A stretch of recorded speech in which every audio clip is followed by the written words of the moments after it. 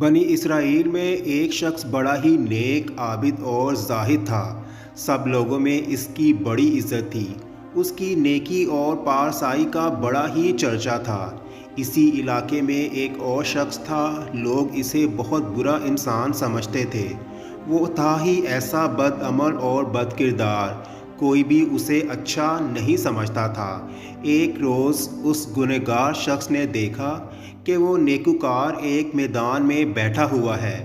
ہر طرف تیز دھوپ پھیلی ہوئی ہے، مگر اللہ کے اس نیک بندے پر ایک بادل کے ٹکڑے نے سایہ کر رکھا ہے۔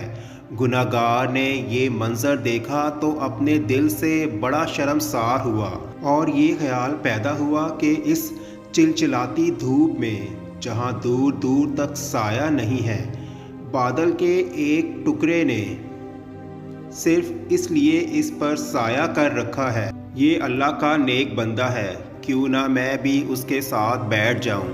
کیا عجب کہ اس کی برکت سے اللہ تعالیٰ مجھے بھی بخش دے اور میری خطاؤں کو معاف کر دے۔ یہ شخص عابد و زاہد کے پاس گیا اور اس کے ساتھ سائے میں بیٹھ گیا۔ اس کے بیٹھتے ہی اس عابد و زاہد کے دل میں خیال آیا کہ یہ اپنے زمانے کا بدترین گنہگار اور پوری قوم میں بدنام شخص ہے۔ اس کے ساتھ تو کوئی بھی اٹھنا بیٹھنا پسند نہیں کرتا، یہ میرے پاس کہاں آ بیٹھا۔ یہ خیال آتے ہی اس نیک آدمی نے اس رسوائے زمانہ کو اپنے پاس سے اٹھا دیا۔ وہ گنہگار شخص اٹھا پھر چل دیا، لیکن بادل کا وہ ٹکڑا بھی اس کے ساتھ روانہ ہو گیا اور اس کے سر پر سایہ فگن ہو گیا۔